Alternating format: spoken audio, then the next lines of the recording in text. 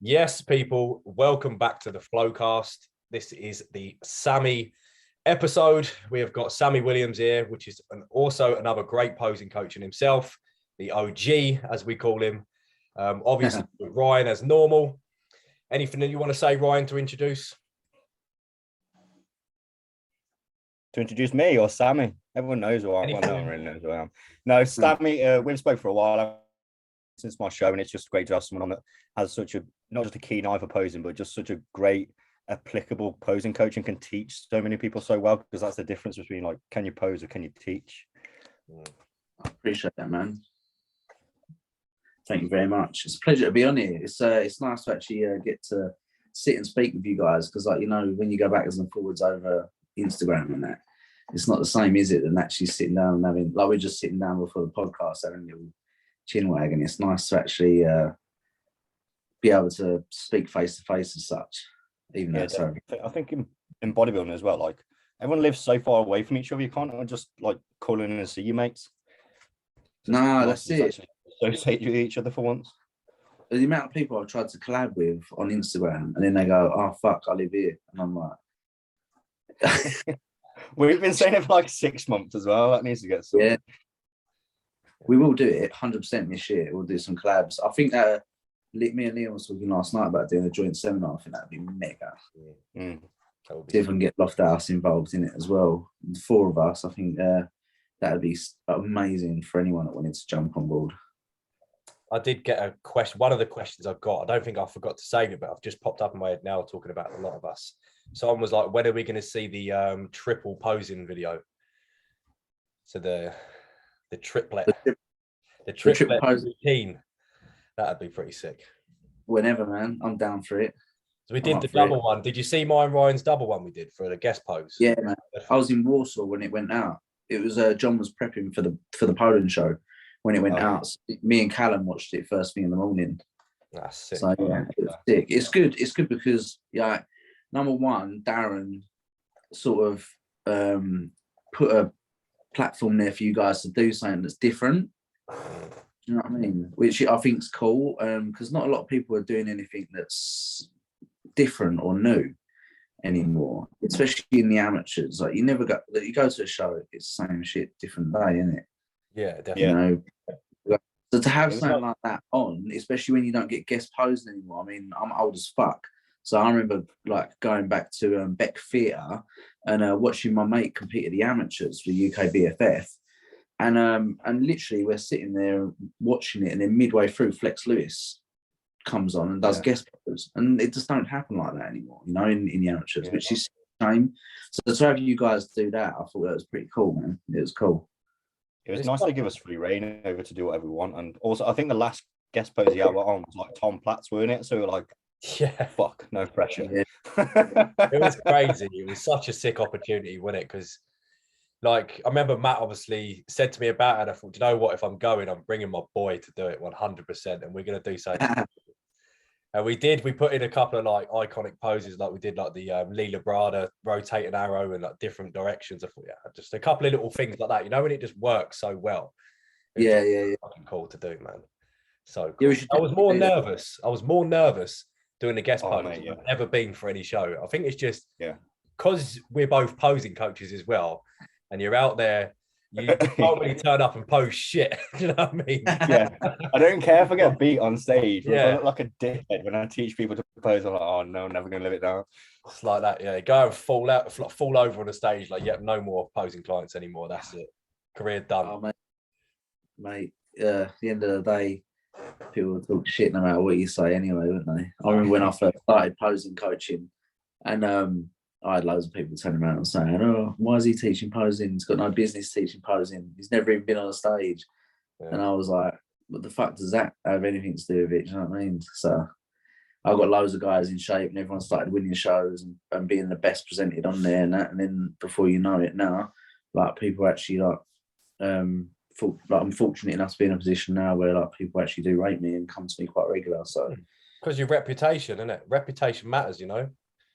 100%. Well, I mean, people don't realise that I've been doing this shit with John since 2015. I think he hosted the first seminar in 2016. And there weren't anyone doing posing seminars now. Then it was like no one in around this area anyway. No one was really putting on the posing seminars, and he done a couple on his own. And then all of a sudden he just got a mad influx. And he was like, I need you, man. I can't cope with too many people in one room. So, and then we started doing them together, and we've been doing them together since like 2016, 17. So, and now it's a good idea doing it together as well, because like I found when I've done one, I had about 8 guys in one, and like my biggest fear is people getting like fucking bored when they've paid the money to do it. So I don't like having guys waiting at the back. I like them all lined up at once. So like if you limit it to like 8 people, and then slots fill for one day, like fucking I've got to put another one on, and like it'd be much better to have like to just team up. It just makes sense. Yeah, that's why we did it. That is why we did it, because I'm the same. Any more than 8, that's my number. I can't do more than 8. If I want to give people like the best products that I can give, anything more than 8 seems to be a bit of a stretch. So like me and John will put on a class of 15 or 16, and yeah, it works really well. It's cool. I think he's over in Dubai now doing little one-to-ones and that. Yeah, it's good as well. How long is he staying out there for? He's got a lease on the apartment till March. Oh yeah. So I think I'm going to shoot out there for a bit and catch up with him, because he's missing me. Are you the rock in the relationship? Yeah, 100%. Bless. You know, it's like when you train with someone for so long though. Like some people I was speaking to my missus about it. Like she can literally just go in the gym, just train. She's like prepping for a wellness show this year. And she done bikini when she was 17. So she's just literally took time off to just grow and grow and grow into the wellness division, rather than jump on stage and not be ready for it, like a lot of girls do. And yeah, so she would just go in like tunnel vision, just put her headphones on and smash it on her own. And I could do that with some sessions, but like sometimes you just need your boy there saying, fucking let's go. You know? Does make a difference. I'm quite fortunate with my gym. It's like a little privately owned one, so the owner's always there. It's just his little warehouse unit. He's bought like all the best kit. So there's always like 2 or 3 people that have got the exact same mindset. So there's always someone in the gym that's like a real good training mate or something. So you're quite lucky with it at my place. You're lucky, sod. It's a great facility. That's such a cool gym. It's got mad. So lucky. We got a good gym. Probably get into like where you've come from with your training and your posing and stuff, like how long you've been training for into bodybuilding and everything like that, for anyone that don't know you. I've been training for 21 years now. Jeez, that's nearly as old as Leon. Yeah. I'm 24. Fuck, you know. I started when I was 16. First, to be fair, I first got into the martial arts. I was a big Bruce Lee fan, because I'm actually born on the same day as Bruce Lee. Oh, sick. So not the same year, just the same day. Yeah. But yeah, I was big inspo from Bruce Lee, because I was pretty unhealthy when I was younger. I didn't give a shit. I was one of those naturally skinny kids. I was like 9 stone wet, couldn't put muscle on, didn't look like anything. And then I started going to work, and my metabolism started slowing down a bit, and started eating shit and getting fat. So I was like, I need to sort this out quick. And I went to the gym and tried to sort it out. And then literally it must have been a month of being in the gym, I just gravitated towards this guy that was just huge, like repping 3 plates on a bench. And I was like, yeah, I'm not sure if I actually want to be this kung fu guy anymore. I think I want to do that. So I went over to the trainer at the time. His name was Derek, and he had like a stammer. He had like a weird. I'd love to know what happened to that geezer. He was like one of these proper quality old boys in the gym that's just like been around for ages and seen it and done it. And he used to go, yeah. Like that was his like thing. He'd go, oh, you are, Derek? Yeah. And he was sort of known for it. But you know, I don't know if they don't really do them now, but in the gyms they used to have the cards where you walk in the gym and they put them in and you can take it out and do a workout. No, that's before our time. They used to have back in the day like cards on the wall. You go in the gym, you pull out a card, and it will be like legs or like cardio or like different plans for different people. Yeah. Then follow a card and just take it around, and then you put the card back when you go in. It's like a workout. That's mad. Yeah, history lessons. Everyone's just fucking daisy chaining and everything and shit now. Oh, it was mad, but it was a cool place though. That was when protein was shit, mate. I'm telling you, the number one protein at the time was called Designer Whey, and it literally, I remember me and my mate getting the tub back, and you had to hold your nose while you're drinking it because you would throw up otherwise. It was vile, and that was the best one on the market. But yeah, so I remember speaking to Derek, and I was like, so, you know, how do I look like that guy that you're training with? And he's like, hey, give me this. And he's flipped the card round, and he wrote out on the back like a proper bodybuilding split. And me and my mate just followed that for a while. And then you know, next thing you know, you just progress, you go to bigger, better gyms and that.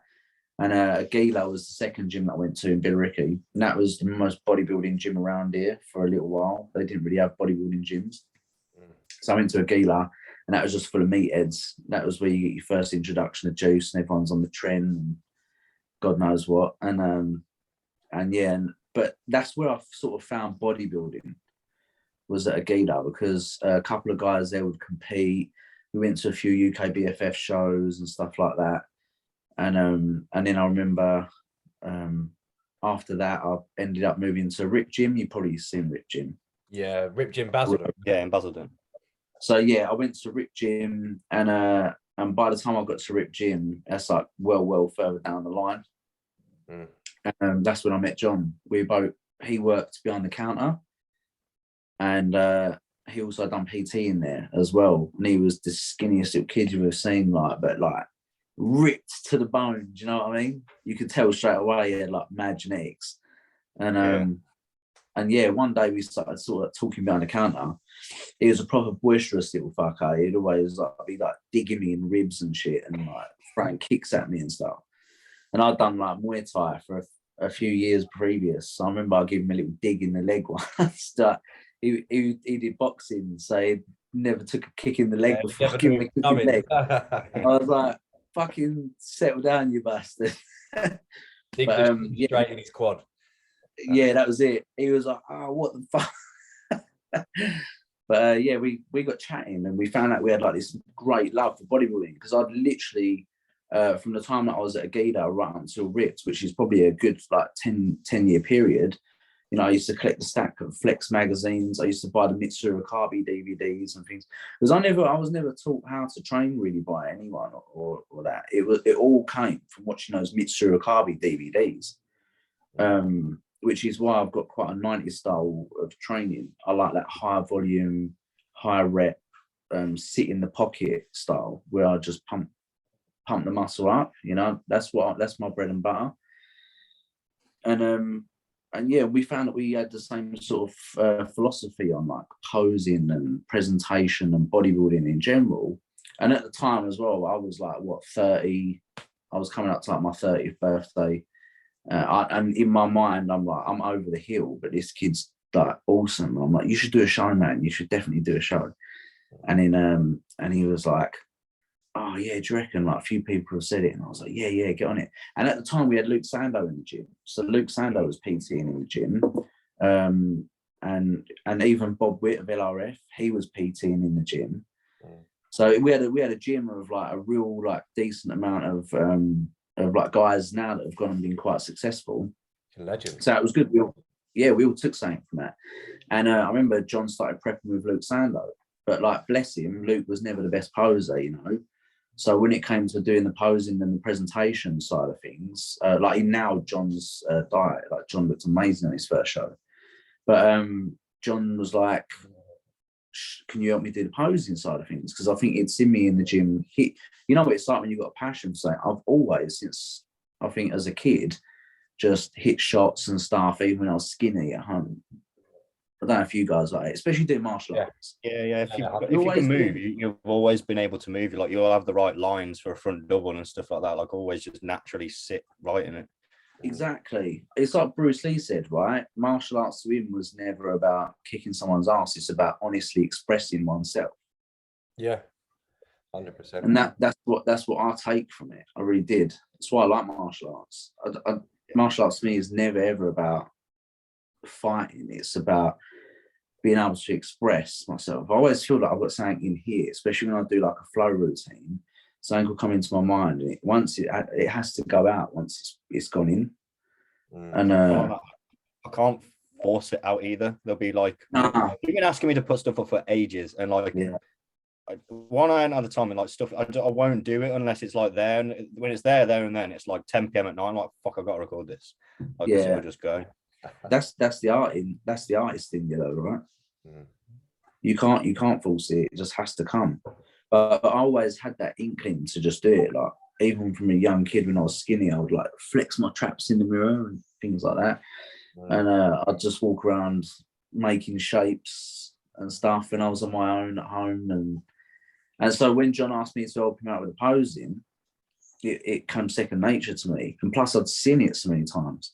So I've luckily also grown up through my sort of bodybuilding career, and the only people that I've got to look at is like Sean Ray and Flex Wheeler, and so they were great posers, you know. And also as well, I'd watched Pumping Iron previously, like years before that. So you had like Ed Corney and Arnold knew how to pose, and Franco and Ken Waller, and you know. So and then we kind of learned it together. I taught him, and then he just become this phenom with it, and ended up teaching me a few things that I'd not tried before, and then we just bounce stuff off of each other until, you know what it's like. I think a great poser will look at someone else and definitely steal some shit, you know. 100%. You have to, because it's inspiration, you know. Yeah, it is. I swear I stole something from right after I saw him at the Two Bros show. Every time you do a routine, it's from things that you've watched and been performed in the past, and you've been like, I like that, I'll try that. Yeah, of course it is. I really like that Jarek crew at the minute.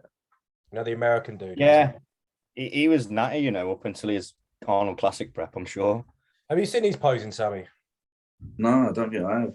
Let me just get the video up quick. I've got to show you, because this guy, you'll watch his posing and then you'll realise a lot of mine is very sort of based off of his, because I just love the way he poses. So I take a lot of stuff from him. Like you said, I've took stuff from John. I've took stuff from Ryan, because John was obviously one of the people when I got into the industry, which wasn't fucking long ago. I've not been here long. So obviously John was one of the guys in the UK that was obviously one of the most popular classic physiques. So I sort of looked up to John when I first started, and that's where I got presentation stuff from. Do you know what I mean? And yourself, like as soon as I was looking at John, then I see you. How did we get? Yeah, no, man. No, it's the same with me as well. You know, like me, it's nice for us to have guys like you coming up, because I feel like me and John's generation of doing what we've been doing has sort of inspired probably you guys, and then you guys will now start inspiring the guys on, and posing will continue. You know, because you do get worried. We got worried for a long time. That I think as well, you know, as daft as it sounds, people being so obsessed with like whether it's very low volume training or like very overcomplicated training. Everyone's so obsessed with measuring everything rather than expressing it. You know, like going by feel doesn't exist in the gym anymore. Everything is measured. I know I want to talk because I stick to Joe's plan 100%, but everyone seems to be so anal about measuring everything. There's no expression with a lot of posing and stuff on stage. Yeah, 100%. There's no expression with just them in general. They end up becoming robots. You talk to these guys and you can't have a decent conversation with them. Yeah, no, that Jared Crew, he's fucking good, man. I'm gonna say this guy here. Basically, in America, these are people, the ones that run posing in America, because obviously you've got Rough Diesel, and you know Louisiane, which is his missus. Yeah.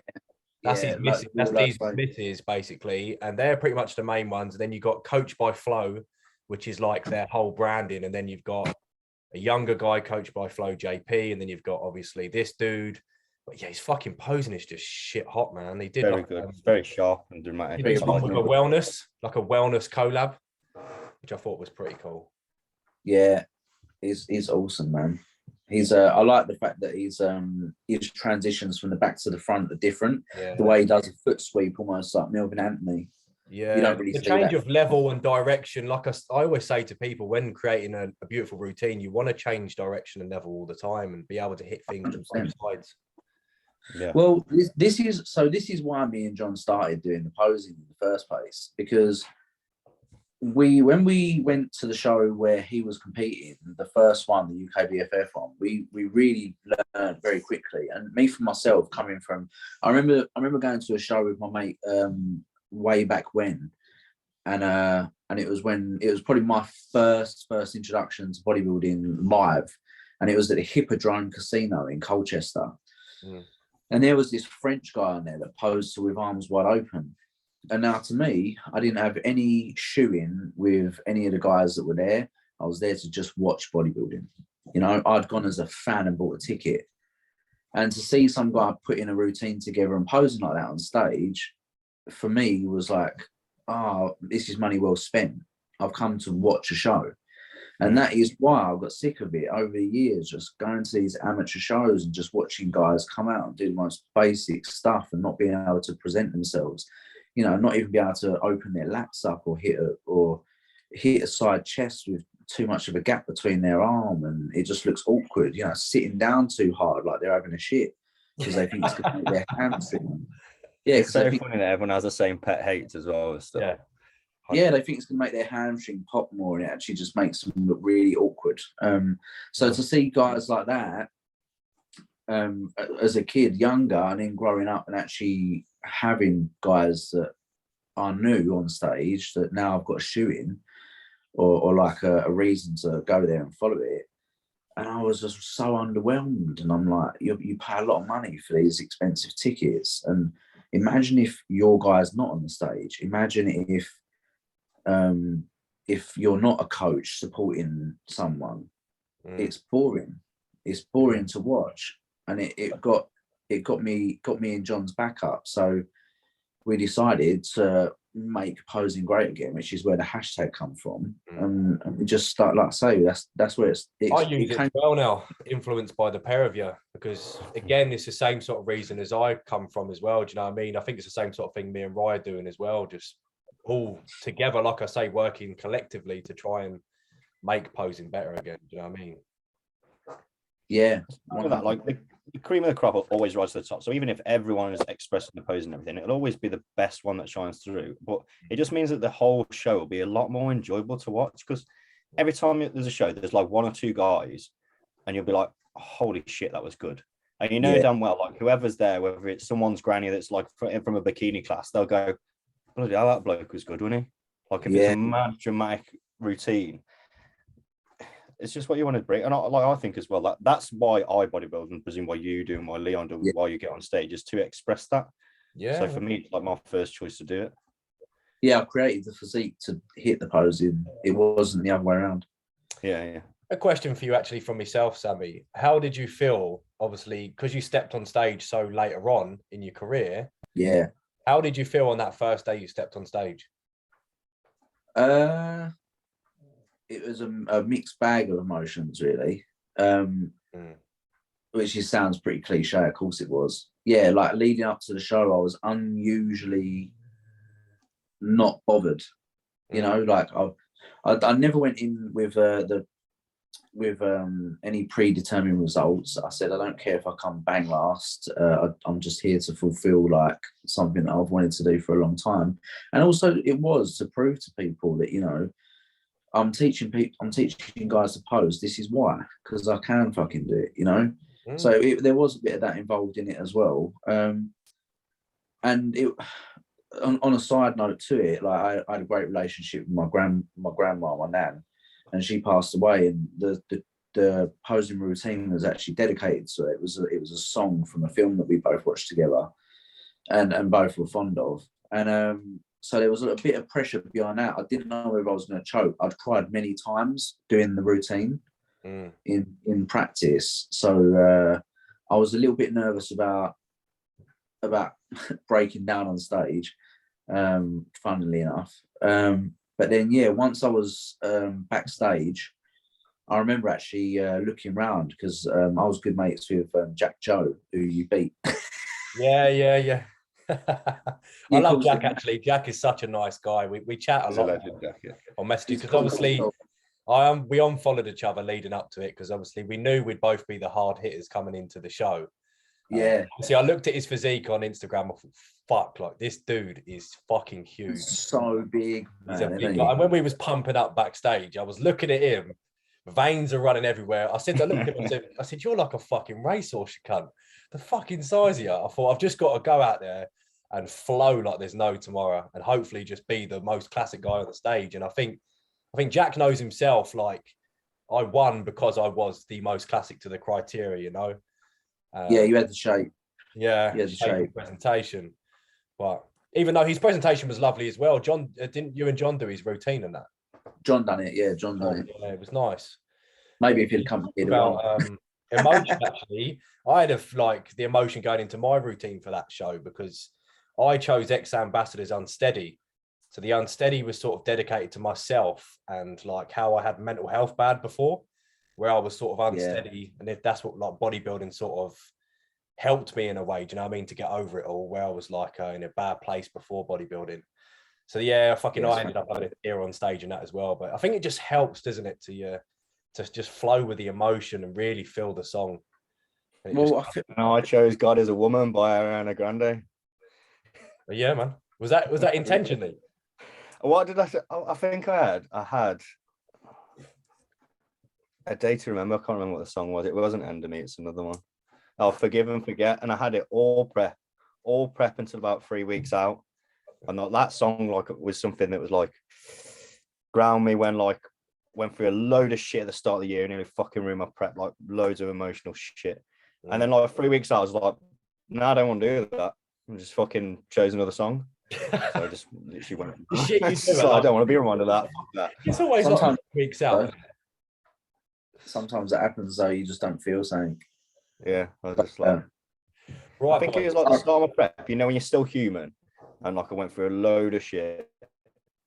And it was dead upsetting. And it was like the song. So I performed to that song, was emotional to that song, upset to that song. And then, by the end of prep, you just past that shit in your life. Nothing else matters other than prep. So I was just like, no, I don't really want to associate with that anymore. So yeah, I completely get that. Actually, I completely get that. It can change so quickly on prep, especially at the latter end of a prep. You don't really know what you. It was about 3 years long, didn't it? It's about 18 weeks. Yeah.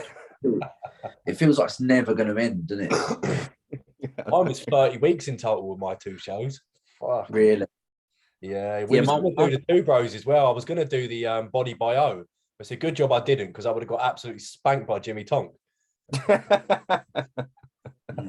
Personally, I think you're more classic than Jimmy Tonk, but I see what you're saying. Yeah, definitely. I'm not a big fan of his shape. No offense to Jimmy Tonk. Not that he's going to be watching the Flowcast, but there's people that probably know him that will be watching it. Yeah.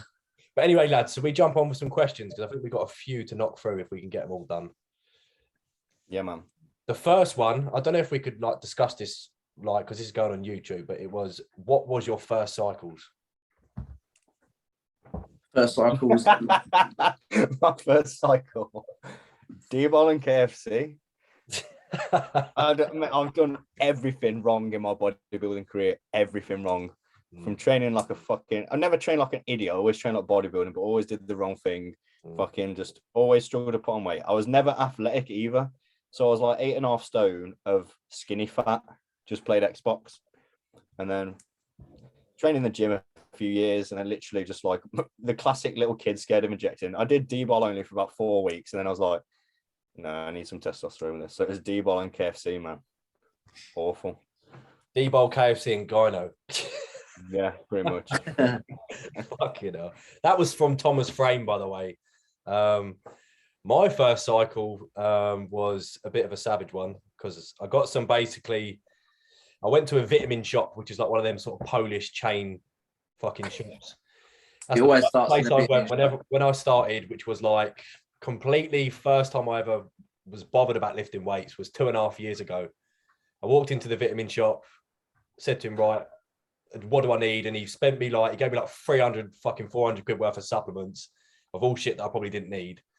So I started going back there a couple of weeks. So I was about 4 weeks natural. Went back there, and then he suggested taking roids. I was like, yeah, fuck it, get me in. So I was like, bang, straight up at 500 test a week. D-bowl every day. Fucking, I was chewing Psalms a lot. They were sweeties because he was selling me them as well. Well, anyone watching us on YouTube, do not fucking get any inspiration from this, because this is like the worst thing you could ever do. Yeah, well, I mean, I was going. You're going way back with me, and mine's quite funny actually, because it's a bit of both of your stories. So it was a vitamin shop, and I went in, and the guy, literally, I'd taken test boosters. I was really pro-natural for quite a long time, and I went into the vitamin shop, and it all starts. It always starts in the vitamin shop. Big bald fella called Mike. Mine was a guy, big, like hairy guy called Les. Big Les. Fucking hell. Well, he didn't look big. He thought he was big. He always wore tight t-shirts to make himself look big. He had the Smedium on. Yeah, he did. He had the Gucci fit. But yeah, no. So I went in there and I got myself some Dianabol as well. I wish it was like socially acceptable to eat Dianabol, because I fucking loved that shit when I was a kid. Well, I'll tell you what, I wish you guys could have tried the real shit back in the day, because fuck me, that was powerful stuff back then. It's probably Anadrol and mislabeled. Yeah, man. It was so strong, bro. It's where they had methandrostenolone on it, rather than Dianabol. Was it the Medical Ink ones in the strips? It was Russian, and it was in these white pots, and they came in 10 mil tablets. And with me and my mate watched Pumping Iron, and Arnie was like, I take 3 Dianabol a day. So me and my mate went, what happens if we take 5 a day? So we went straight on 50 milligrams of Dianabol, because we thought that'd make us better than Arnie. Yeah. But I was crazy strong. on that. I'm not as strong now as I was on that when I was 20.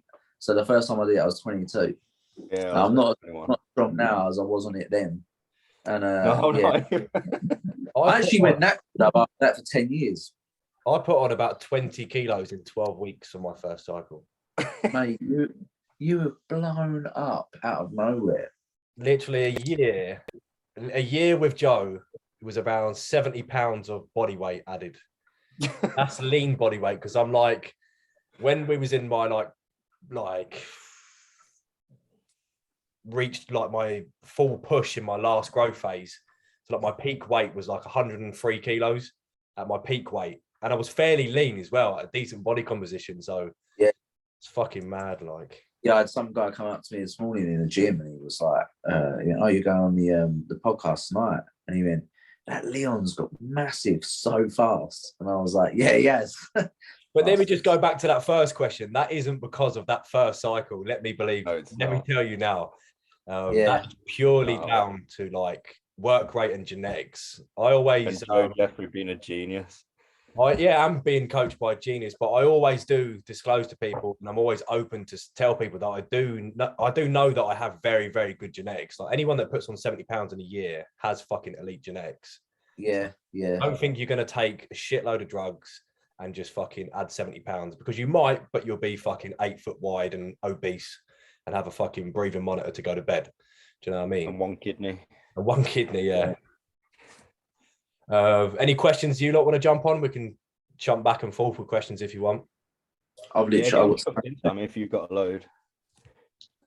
Well, one of them is like, how did we get started? I think we both sort of like on the posing. We've both sort of gone over that. Do your balls get in the way when you hit a side chest? No, I've not been far off. I've not been far off milligram per kilogram. My balls are non-existent. There's nothing there. I still have good balls right through whole prep. Really? Yeah, they're there. I actually had this conversation with Jack Joe. We was sitting backstage on that first show, and we was laying down, and he said, like, man, what's your sex drive like that? And I was like, yeah, good, bruv. I was still getting it on peak week. And he was like, fuck off. The missus is like angry at me. And I was like, I think it was because I tried halo testing. Have you ever had it? Yes. It's unreal, right? It's unreal shit. Mate, I could Unreal not. shit. Mine wouldn't even go up, man. I think it's because I could have for about rested 7 weeks of me, it's dead. I could have And then rested that's like a real relationship tester. £2 coins in my glutes where they was dug out that much. I don't think I was fucking. I mean, nothing was happening, man. No way. Yeah. I That was first show, I fucking just skinned and dying, man. I didn't get lean enough for that first show, to be honest. But yeah, no, my balls never get in the way. If you want to know where they are, it's usually I usually put my quad over it, so it kind of sits between my hamstring. It's quite When we comfy. do the elephant. Yeah, we know the elephant. Yeah, Tuck it behind in it, yeah. The British bulldog and bend over. tuck it up. Fucking wind up. Oh, this is what podcast material should be. It's getting good now, isn't it? Now all the serious Tuck stuff, out the way. we're getting onto the banter. You got one, or do you want me to do more? Yeah, you can throw one in. Yeah, I'm just scrolling through them looking for good ones. At what point does a physique stop being classic? That's from Mr. Dean's story. When your lines become distorted, I think even with people with the wider waist can pose like fantastically and look classic. You only have to look at like Andy Scott. I always say he's like one of the best poses. It's fucking amazing. Yeah, he's got unreal physique. Yeah, I was actually going to say earlier about him. British, his routine was mega. It's crazy. I remember first watching him when he did the Saxon, and that was just mad, absolutely mad. I think it's when your lines distort really, because as long as you can hit a pose, and you know, like the classic poses where your hips are tilted and that line from your obliques up into your lats. Yeah, you can teach someone who's how not big very it gets, classic doesn't it, to really? look classically. For me personally, I've always gone on a ratio basis. This is just my take on a classic physique. But when the delts are too big for the arms, I'm a big proponent for having like arms bigger than the delts. Yeah, I fucking say that all the time. There's too many guys out, too big arms, not enough. Too big delts, not enough arms. Mm-hmm. No lower lats, because then you end up just becoming a men's physique guy. I think that the quads, the calves, and the forearms should be, around like relatively like same sort of size as well.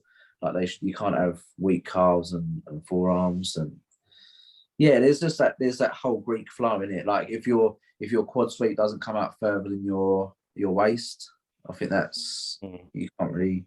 It's just a bodybuilder, really, isn't it? That classic shape. I think it's just that the bodybuilders now just don't know how to create an aesthetic physique. Like classic, like John says this all the time because it annoys him. He says it's called classic physique, it's called classic bodybuilding. It's just bodybuilding.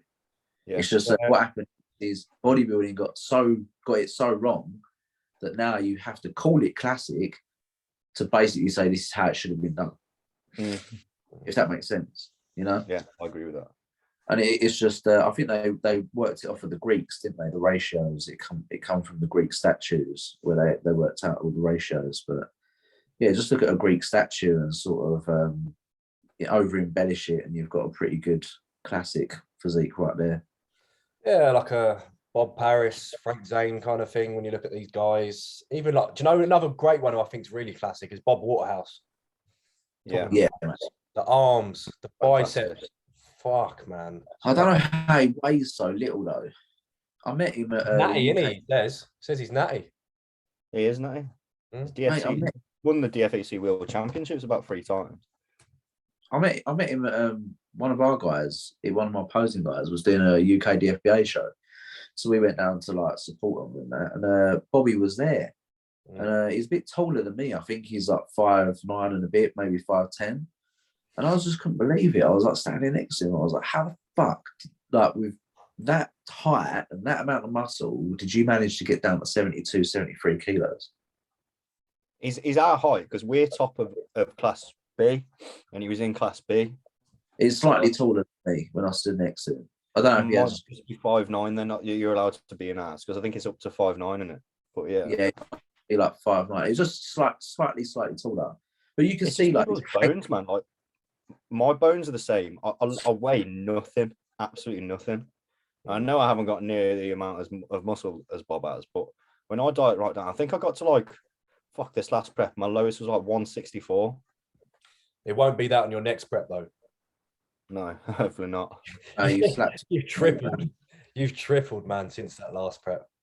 Yeah, you slapped some weight on, bro. That was all just your training. Like, as soon as you, I think it like everything was bang on with you. It was just training, wasn't I wasn't even training like an idiot or like training submaximally or anything. It was like it was going to failure. It was just doing what people do with the low volume training.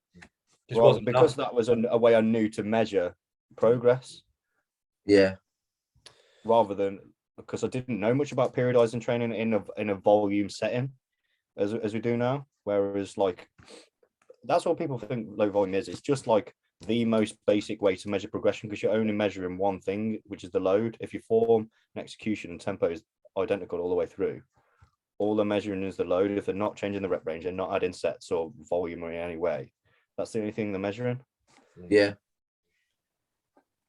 Yeah, I don't necessarily find that a lot of that sort of style of training necessarily builds a classic physique, though, if I'm honest. No, I completely agree. Like me and John put out a YouTube video years ago, and it got so much hate, man. But it was funny. It was like our most viewed video, and it was don't do push pull legs. And it all comes back full circle as well. Everything just goes in fads of about 3 years. Stuff will come back round and stuff like high volume stuff, like it is now.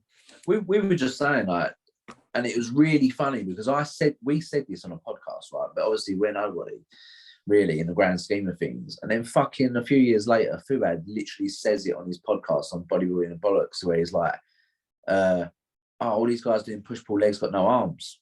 And I was like, been saying this for fucking 3 years, 4 years. Because it's true, like the whole push pull legs thing just doesn't give. It's fine if you're one of these guys that, and this is why we actually did say this in that video. We were like, push pull legs is like when we're saying don't do push pull legs, what we're saying is don't everyone do push pull legs. Like training systems are there to be utilized if they fit your physique. Yeah. But if you've got really small arms, push pull legs probably ain't going to benefit you. If you're a guy that's got big arms, missing that arm training to build up the rest of your foundation will probably work. Well, I think people think that like training has to be in a box of that style. It needs to be that format of your compound lifts and nothing else. Whereas like when I started with Joe, we did push legs pull, rest. But my focus was like top line of my arms to bring up.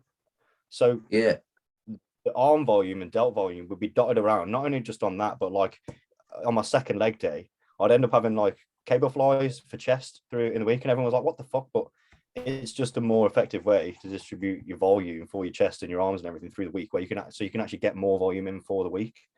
Hasn't got to be just you have to RDL, you have to incline press. It hasn't like exactly. About that.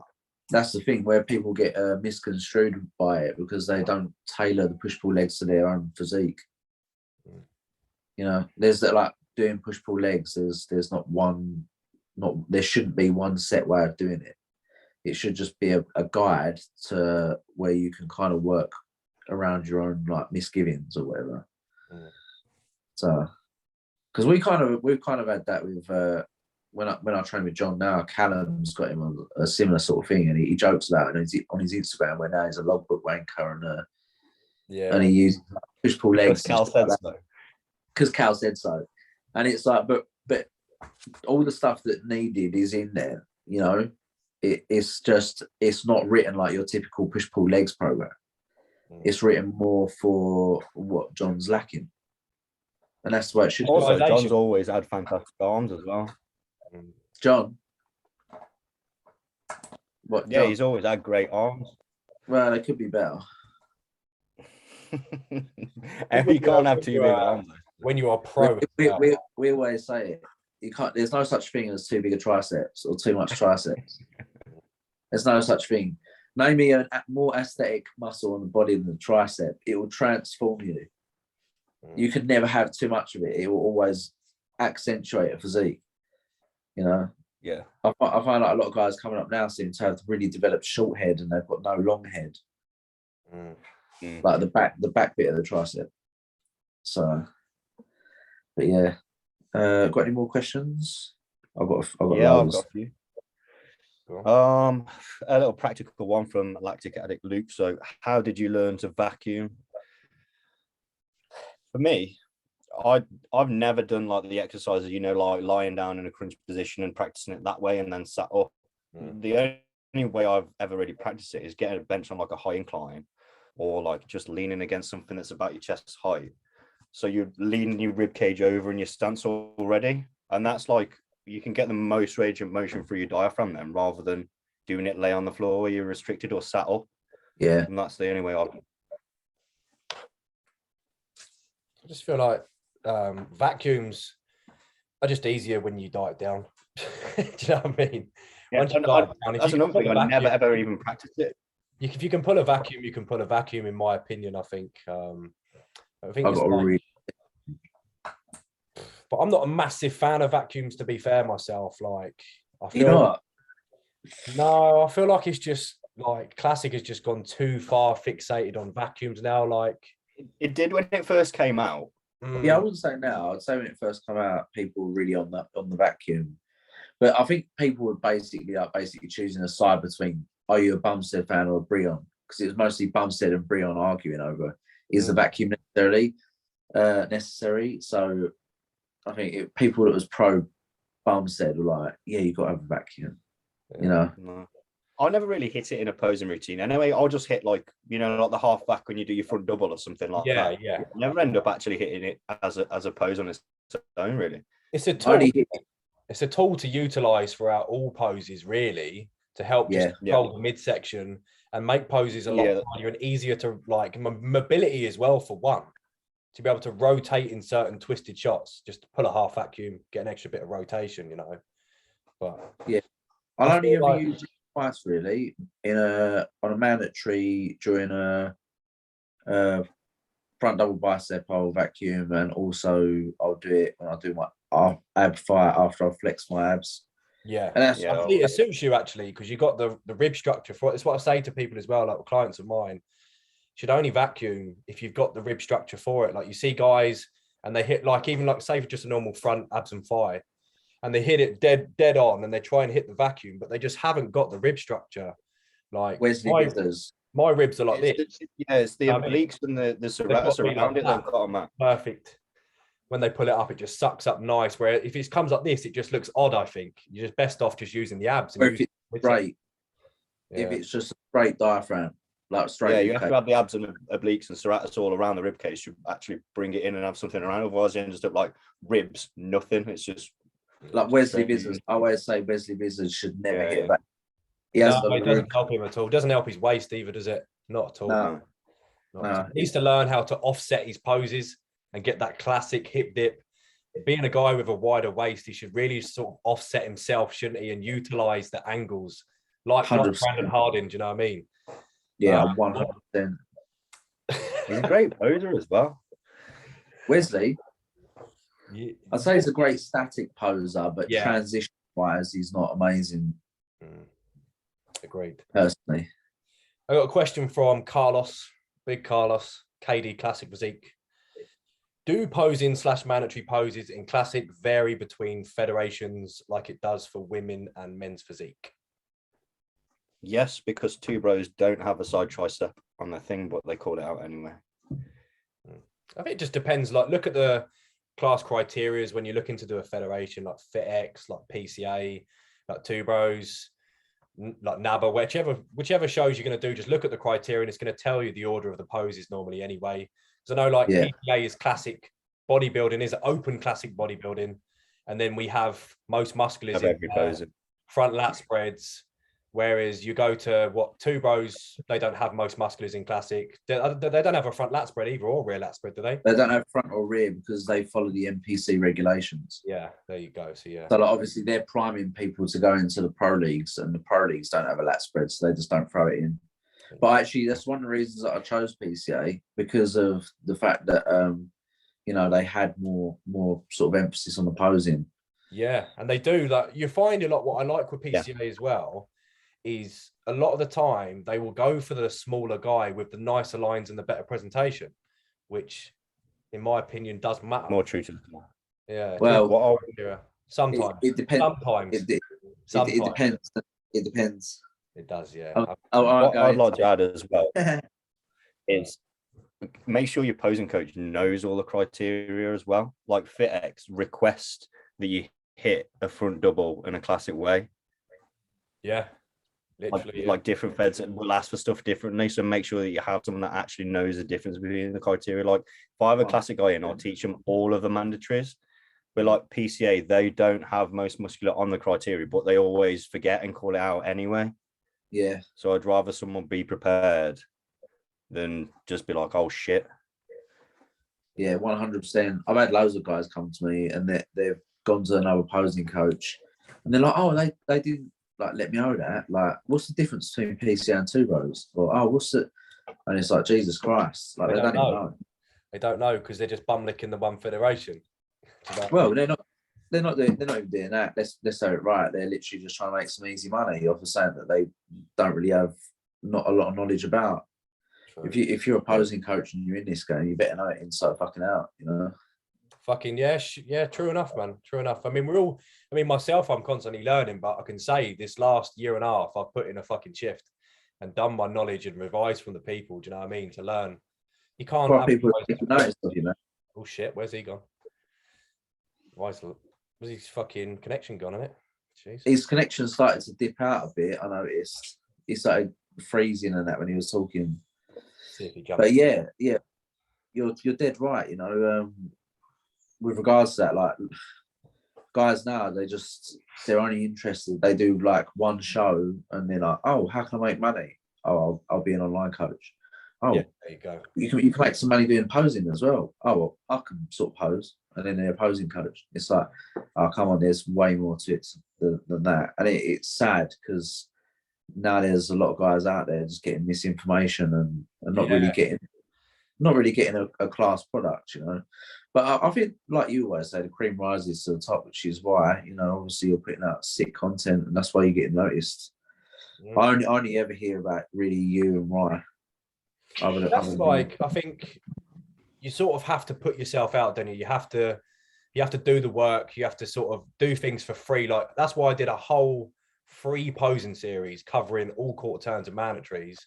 That for the people that can't afford, because I know posing coaching can be quite expensive. If you're a good posing coach, you charge good money because, in my opinion, you're a professional. Do you know what I mean? And what you do, you should charge good money. Anything else, you're putting yourself out for nothing, can't you? But do you know what I mean? Like I'm saying, like that's why you're getting these federations doing their free posing seminars and that. And I've seen them, and you know, it is what it is. There's a reason why they're free in it. Do you know what I mean? Yeah, 100%. I don't know what I missed, but I think with the aftercare that we give as well to the athletes, where you'll have like WhatsApp support leading into your show and everything, getting your tickets sent through and everything makes a difference. Yeah, it was just mugging you off a bit while you was gone. That's all. Yeah. Everyone watching Netflix in my house, destroying my Wi-Fi. Yeah, I noticed you start to fizzle out a bit. Like it started freezing and shit. And I was like, oh, yeah, it's lagging. I thought he was having a stroke or something. I didn't know what was going on.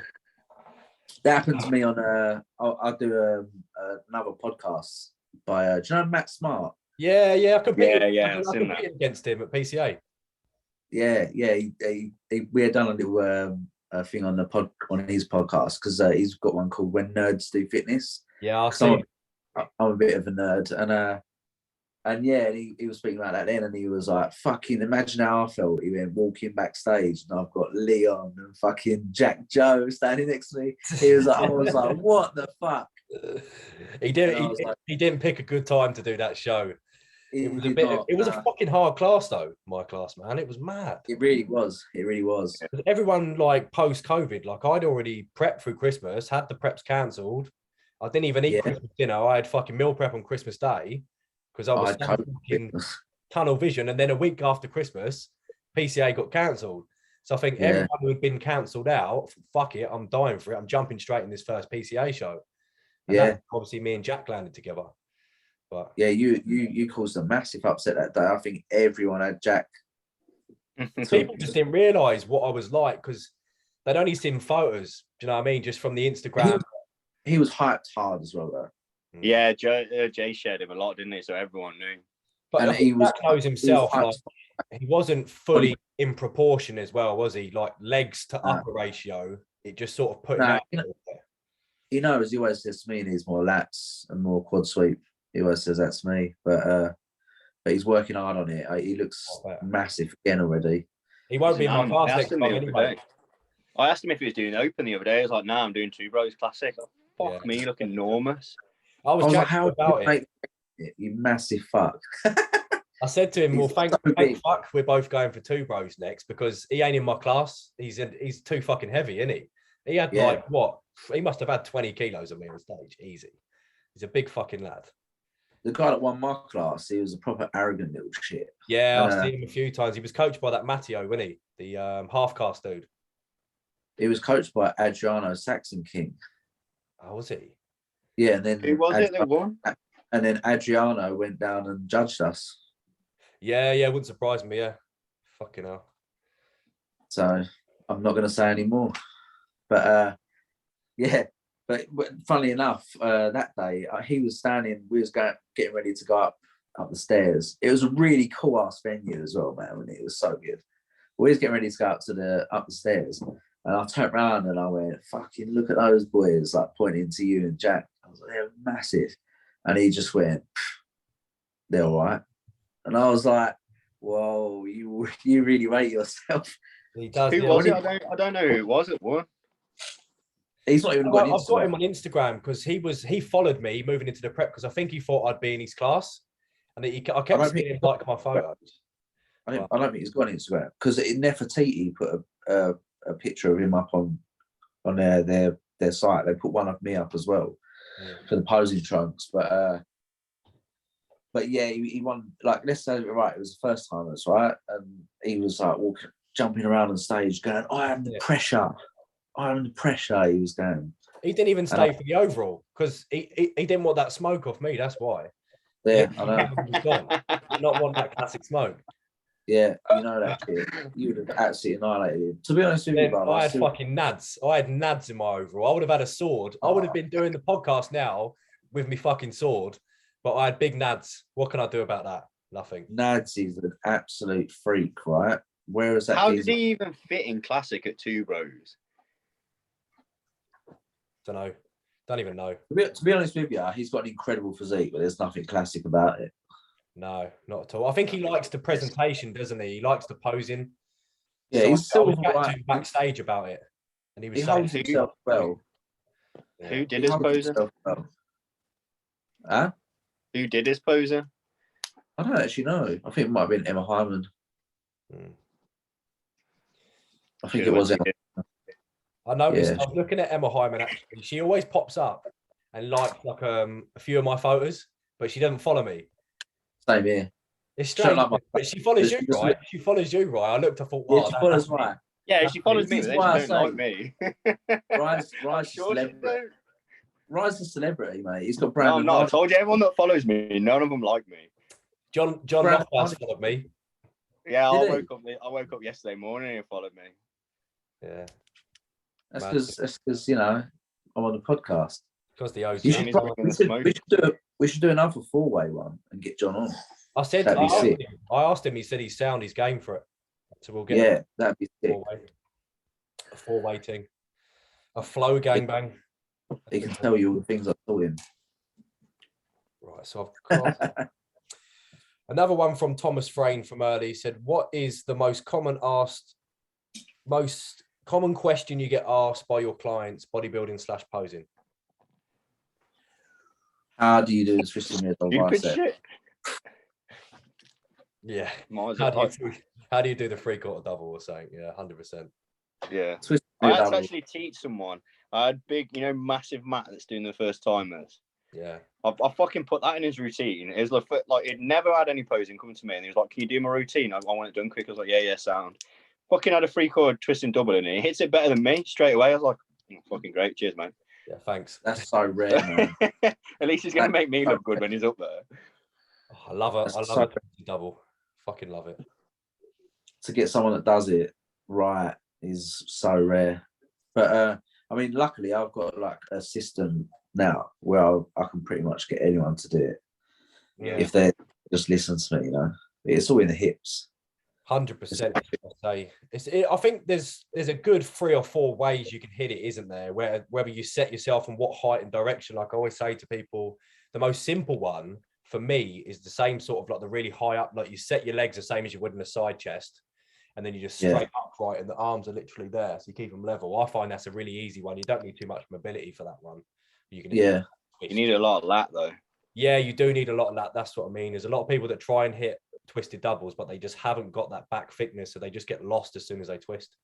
As long as you can teach someone, you know, like I think I said to you, Sammy, like, you know, as if you teach someone to throw a discus, the center of gravity will be like low in their core and their hips. If they can do that and like completely detach from flexing their delts and their arms and stuff like that, their body will be in like the perfect position when they've gone through, and then they just aim it and like record what they're doing and things like that, and just notice where they can like distribute their weight rather than actually flex anything in their upper body. He knows. This man knows. I'm just going to write that down quick. Give me a sec. Yeah. It knows. If you book in, I'll show you. Mate, I'll tell you what. Again. So the first time I ever saw Riot, I swear, right, me and my mate Dean was getting ready to come on stage. You was against one of John's clients, Luke, who's got a fantastic... Luke is like the Peter Molnar with that side tricep. I absolutely love Luke, man. His arms. He always comments on my things, but that side tricep is out of this world. I'm gonna smash him this year. I've always said though, I think with Luke, I think if he can come in really pilled to the bone, I think he looks sick. Now, do you know what hurt him this year? He needs a good off season to build chest and lat. What hurt him this year more than his condition is tan was just really pale. The guy that come like 4th or 5th was so out of condition. I felt so bad that Luke didn't place with it. Should we get his Instagram way better? Let's get his Instagram. Luke Biddicombe. Yeah. This guy is as classic as fuck. I know, man. I've followed him. He followed me from literally since I've started, and I've followed him for ages. He always comments on my stuff. Yeah, I messaged him after the show saying I stayed and watched his routine because I watched it from the side, I think, because I was on before him. Yeah, bro. Just stayed and watched it. It was so good. Look at this guy. Hey Siri, what is classic? Yeah. A classic is an outstanding example of a particular style, something of lasting worth or with a timeless quality, of the first or highest quality, class, or rank, something that exemplifies its class. Shall I continue? Well, there we are. No, need say no more, my G. Jeez. Don't hype him too much. I'm going against him this year. Oh, shit. Are you competing this year? Find say no more in your music. I had a right old nightmare then. I couldn't hear no one. So Siri was going mad. So there's a guy, get this guy up as well. This is another one of John's guys, and he's my posing client, and he's unreal. Brad Lowe. And Brad, so me, Brad, and Luke are all going to compete against each other. What show are you doing? We're gonna probably do the Rice Street Royal Rumble against each other. What date? Is this the one you were talking about earlier? Yeah, I've actually got a disc plate behind my head that he bought me as a thank you for doing it, which was pretty cool. It was a tribute to he's natty there. He's on his first cycle now as well, so he don't look like that anymore. But yeah, we sort of all got together and we was like, we should do a show against each other. We're all the same height. We're all about the same weight. We should definitely do a show against each other just for laughs. And like now I'm training with Brad like regularly in the gym while John's away. And the fucker just keeps growing like a weed, man. And, that first cycle, soaking it up. When you've done everything right for years. He looks like the roundest motherfucker you've ever look, hits it. Oh yes, there we go. You can tell, like, I don't know if you're the same, right? But when I can watch routines now, I can tell if they're made by John or Sammy, because it's just definitely. The first transition, watch way up. The leg transitions here when he comes up in a minute, and then he twists and comes back down. That's a Sammy John thing there, 100%. Yeah, he didn't put his hip into it there though as much, but he's still the best routine of the whole day though. You know, there's one thing here. If I could make a suggestion, look at some of these pictures. I don't know if you're on the same page with this, Sammy. Do you think in these poses here, having the foot flat to the floor would look nicer? Yeah, I do. Get the toe down. I actually do it with the foot down, but he didn't. That some people just forget, don't they? 100%. 100%. Oh mate, he is my I would say in terms of routine, he's my crowning achievement so far, because he's the one that's been able to nail the routine Oh, it's as awesome. closely. It's that one there. I love that transition. That's sick. Yeah. Yeah, he's gonna be special, man. Now, especially now, like he's jumped on his first cycle. Look at that tricep, bro. He's got mad arms. Mad arms. His abs are really blocky as fuck as well, and he hits a lovely vacuum. If you can get a picture of his tricep up, his side tricep's phenomenal. It's so classic. Is there any more in this one? I'm looking at all these lads and thinking, yep, these are the lads I've got to beat in the overalls. Fuck's sake. Nice. No, you'll only have to beat me in the overall. Easy work, my G. Easy work. Yes, it's me against him and Luke. That'd be sick. Yeah, crazy frame. Him next to Luke with their side tricep off. Jeez. It's going to be good, right? They're going to smash me in the side tricep. That's nice for the vacuum as well. That's why I say there's a time and a place for a vacuum. If you've got the rib structure to suit a vacuum, hit a vacuum. But if you haven't, stay fucking clear of it, my G's. Yeah, that's nice... me and him doing the routine together there when we were practicing it. Yeah, nice. That was pretty cool. I like doing that with clients as well, and you can sort of stand behind them and go through the routine. I always do it myself. Yeah, 100%. Get a little video and that. It's good memories, isn't it? You know, I really enjoyed going through his prep that time. Well, we should do some Rate My Physiques, shouldn't we? Yeah, let's do one. Going on. Yeah, so I've got Liam Rouse. I'm going to do Liam Rouse coaching first and see what you think, Sammy. So this guy is pretty much only just started pushing, gear, I should say. Where is he? He's only not been natty since March, I think. And he's only just come out of a diet phase. So he's prepping for first timers. Yeah, look on the transformation.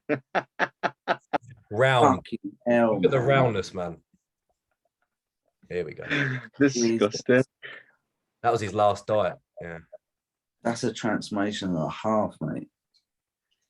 He's got lovely big biceps and a good chest. Yeah. Nice delts. He looks like he's probably lagging in the triceps and the rear delts. And sweep. His VMO and his rec fem is awesome, but he needs a bit more sweep. I think he's pushing on for like a leg specialization at the minute. Yeah. There we go from the back. The rear double? That's it, yeah. Yeah, I would say from that, more tricep, definitely some more lower lat, because his upper back's really powerful. And he's got a nice tight waist from the back. So if he added more lat to that, the illusion's going to be crazy. But is he squeezing his glutes in that rear shot? Should be. Oh, so I taught him to squeeze the glutes like, but yeah. Are you glutes back or glutes forward? I like having glutes squeezed in, but I think it depends on the person and their glutes. I always say it really depends, doesn't it? Like same with when I hit, I'm a bit in the middle. I keep them in the middle and then flex them. It's the best way it looks on me. But I think it's personal, 100%. I really flex the lumbar and stick the ass out, and then I'll squeeze them from that point without moving your hips forward with it. That's it. That's how you get the best of both. Yeah, that's how I do it.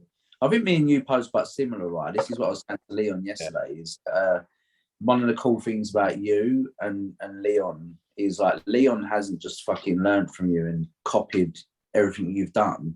We're so different in the way we pose. Yeah, and that's like me and John. John's a very powerful poser. He hits all the power shots, like pretty much like an Arnie. Whereas you're kind of more like me. You do a lot of more the flow styles stuff, you know. And it's cool that you can have different styles of posing like that. I think it shows like originality. It's quite funny. I've got this pose that I 100% stole from one of my favorite posers. Definitely got to be top 3, Mohammed McCoway. But he hits a bicep shot like, I don't know if you can get me on the screen, but it's like that. Yeah, and you'll see me hit it, and Kieran Colbert put up, because I'd done posing for one of these guys, and I was like, he said, tell me your posing coach is Sammy without telling me it was that guy there. Yeah. That guy there, that's the one. And I done that's Kieran Colbert's guy, but I hit the pose in there. And in this video. sort of, that one there. Yeah. It's not. Yeah, it's I'm not, more like softer moving the arms, and like rather than flexing, just like the muscle being flexed will be like the climax of the pose rather than slamming into it. Yeah, that's a big favourite of mine. I love doing the step back into the side chest with the trailing side tricep with the trailing leg. But it's this one now when we come up. So we go down. So clean. And then as it comes up, it's this pose there. Yeah, I like that. Yeah. So I completely stole that from Mohamed Nakaway. Like he hit that amazing. And I actually fucked this bit up now because I should have pulled my leg back. But it's all gravy. It's all gravy, baby. We're just having fun. I love it, man. I love it.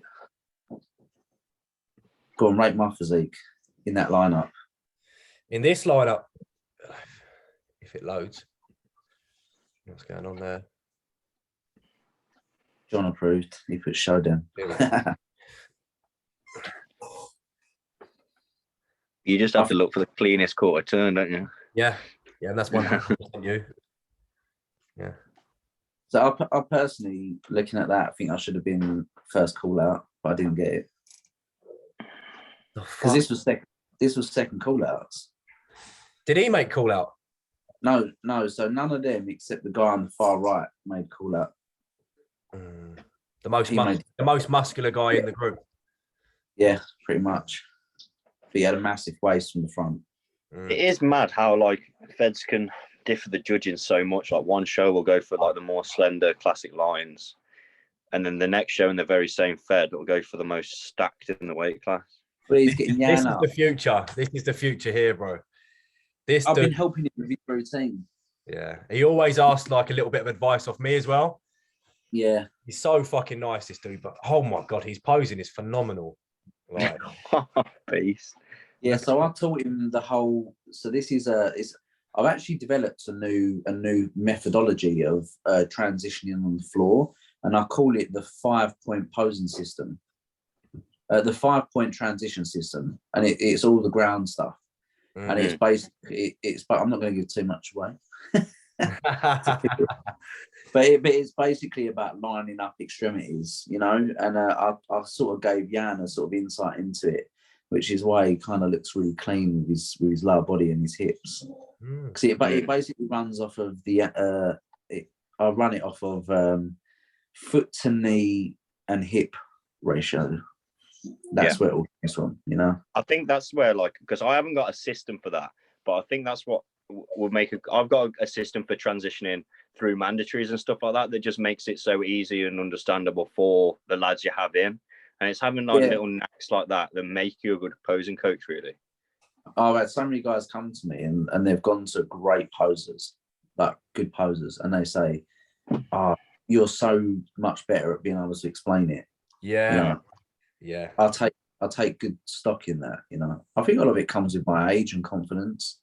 You know, the older you get, you learn just through life, didn't you, about how to convey things a lot easier. Yeah, 100%. But like you say, you can be an awesome poser, but it's the teaching side. Like, if you can sort of, like, in my opinion, like how I teach is like how Physique Collective do their biomechanics, like biomechanics simplified. I like to look at my posing as posing simplified for guys that would struggle to take on knowledge.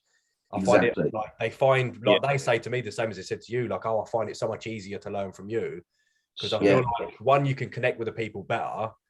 And just they just find it a lot more simple to learn through me. I think it's because I'm fairly laid back as a person, you know, so I think it's just like quite welcoming. I think we all are, right? I think it's kind of, you look at me, you, Ryan, John, we're all pretty chill guys. I think it sort of comes with the territory, but it's in a sense it's liking it to asking someone like Ronnie Coleman how to add oh, how do I add like 80 fucking pounds of pure muscle? Well, one is genetics. Yeah. You can't teach that. It is what it is. You know. So, but then you take someone like, you look at like Callum, and even though he's a big dude, or Joe even, you know, they got good physiques, but they're not necessarily like IFBB pros. No. But yeah, they've got the knowledge that's needed to get there, and it transfers into posing as well, like every other facet of life. You know, being able to convey is a completely different thing than just being able to do it yourself. Yeah, I think that's as well, like, why people would choose different coaches, and that it's just getting a coach that speaks your language. Like, if someone can break the anatomy down for you to understand it, or like if you are not even into that, you just want like the most simple cues or someone to be there hands on, they'll just go to whoever they relate to the best, really. Yeah, 100%. Relatable guys. I've got this one's actually from my lovely lady. She's a big fan of both of yours. She said, how far out from a competition should you start posing and putting a routine together? And I'll let you two answer that first. I would say as far out as you can. Usually, nail your mandatories in your off season, and every mandatory as well. Make sure. I heard John Jewett say this on Fuad's podcast the other day. If in your off season, make sure you hit every pose. You know, when people are fat and sloppy. Yep. None of this like saying, "Oh, I can't get into a side tricep." Man, you haven't got to lock your fucking arm straight in a side tricep. You can get in a side tricep. I don't care how big anyone is. Like, make sure every mandatory is down so you have the silhouette. So all you have to do is just adjust to what looks better as you're getting leaner as you diet down. And then if you can't, you pushed your game phase too much. Yeah. If your stomach is that big, it's gone too far. But yeah, with a routine, I'd say you want to decide on songs at the start of your prep. Just something that means a lot to you, that's different, that you're not going to hear all day, but not too niche that the audience are like, what the fuck is this? This is a good one.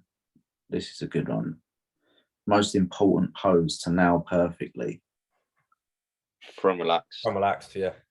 Front relaxed. We all agree. And again, which is something that when I obviously see your front relax as well, Sammy, is another thing as well, which made me look at the front relax in a different light. So you inspired me with the front relaxed, I must say. Like, I remember you said the front relaxed is more than just the lats. It's about the biceps, the midsection, the legs. Yeah. I remember you said that. And ever since, I've took that away. Do you know what I mean? It looks more classic when you look more casually as well.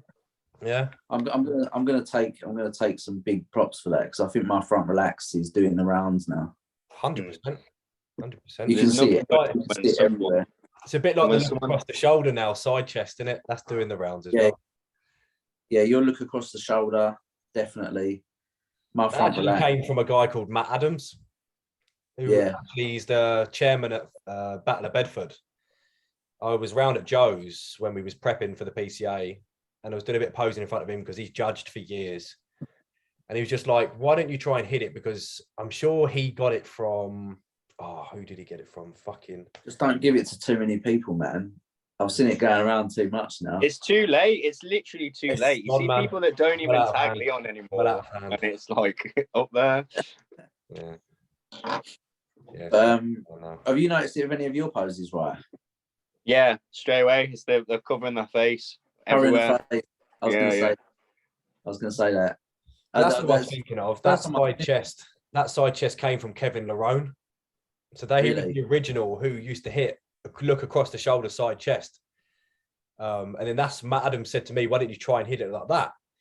And then I thought, actually, that's quite fucking nice. I quite like that, because the way you can really drive the elbow back, twist the midsection, and then appear a lot bigger than you are, rather than, because some people can hit it. If they got a really good chest, they tuck it up like old school and really flex through the lower back and show that chest, can't they? But I think with that one that I'm teaching, you can really drive the elbow back and then lift this rear arm up a little bit. So there's obviously not too much gap at all, but I just think it makes you look a lot larger as well. But again, it's about, isn't it? It's an illusion. Do you guys kick the elbow out? I'll show you. I'll get my side chest up now. No, I teach people to, even if you're in open or not, exhale, pull your TVA in, pull your fist direct, like both hands directly under your sternum before you do anything.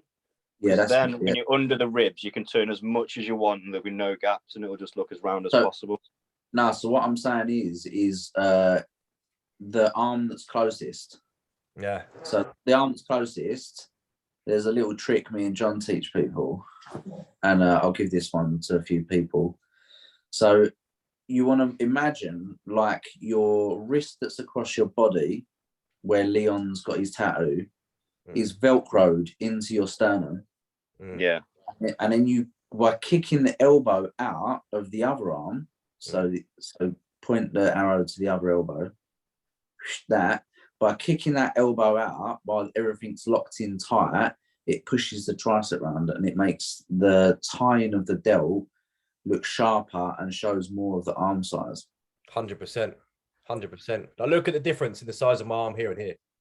Yeah. You know what I mean? Yeah, I think I teach people similar with that. Like I don't tell them to kick the elbow out, but I'll have the arm looser and push, like, you know, your shoulder blade and your teres into your tricep. Yeah. So it pushes it out, and then just put some flex through the arm to show the detail. John does that on his side tricep. So actually, when John hits his side tricep, he doesn't flex it. Yeah, same. When I lock the arm or anything, I just push the lat into it. Yeah, pushes the lat into it, and it just pushes it out. Do you do the hip pop in the side chest, where you pop the hip up?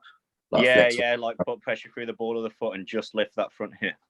I taught Tom Evans to do that the other day, actually, because it with a bit of hip flexion, you pull your stomach in easier. 100%. It doesn't bend your stomach out that way. You get more contortion on the waist. Mm. It's so nice being able to talk to people. You know, I was just thinking that. I'm just nodding, thinking. It's like being little nerds, ain't it? Just talking to people that understand it. It's what you were saying to me last night, like talking. It's like we're talking a different fucking language. People just don't understand these small little cues and these little words. People just don't get it. No, but what is nice is, like, you'll always have people that are just naturally gonna be a fucking sick poser no matter what. But even if someone can't pose, being able to teach them little cues like this makes their presentation just look lovely on stage. Even if they're shit at posing, they can always tidy it up with like the most simplest stuff. That was like Brad. Before Brad came to me, his posing was really pretty basic, and then John was busy because John coaches Brad, but he was pretty busy, so he basically said, Brad, you need to do all your posing with Sam.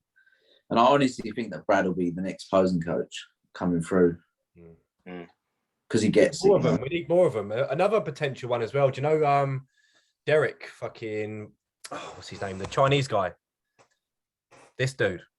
Oh yeah, he trains at all. I've been helping him out in the DMs, so he wants to get into obviously posing coaching. So he was asking me. Look at the arms and chest and lats. This dude's natty. Bro, he's natty as well. He's natty, yeah. But he was going to do the same PCA show as me and you, Sammy.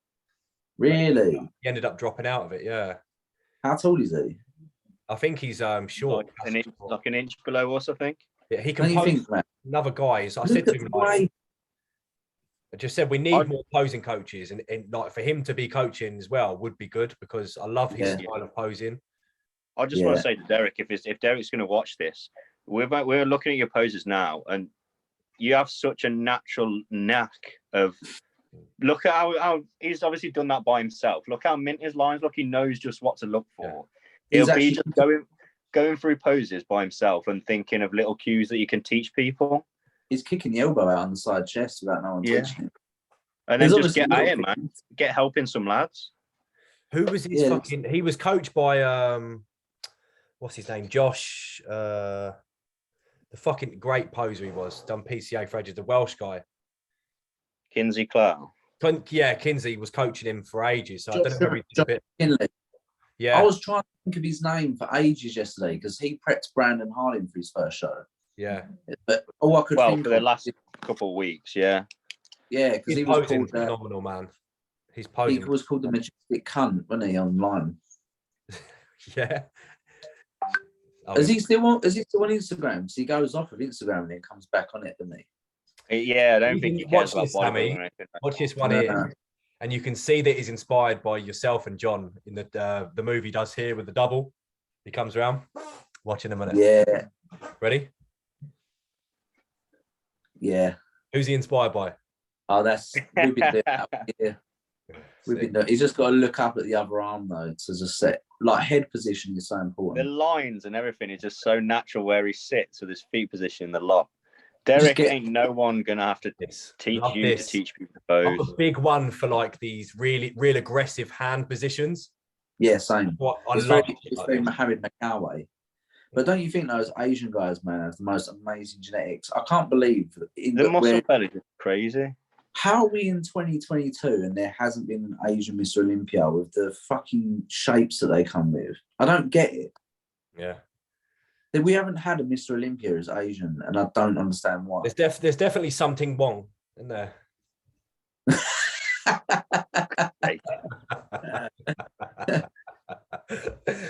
Oh, man, I'm such a cunt.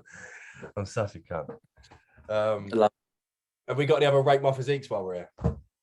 My phone's on. I think I can't read the questions. Wanted one. Who's that?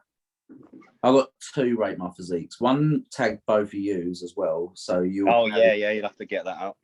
And I got Clough as well, Stephen Clough. He goes to my gym. He absolutely loves you. Yeah, coached by Clough. I love Clough. I chat to him all the time. Is he Christian's lad? Yeah, the fridge. Yeah, calls himself the fridge. Yeah. He's a legend. He's a rare character, man, but he's pretty sound guy. He's what's the name so I can type in here then to look up for him? Coached by Clough. There we go. Very original. But fair play to him though, because he actually put on my story, didn't he? He was studying my posing series. He was like, "This is here, like absolutely free of charge." Mate, he's a big fan of all 4 of us. He really is. Yeah. I always chat to him about obviously PEDs and stuff because I think obviously everyone at Physique Collective has a bit of a speciality in obviously performance enhancement drugs. So I think like the fridge, it also has a great knowledge about obviously enhancements.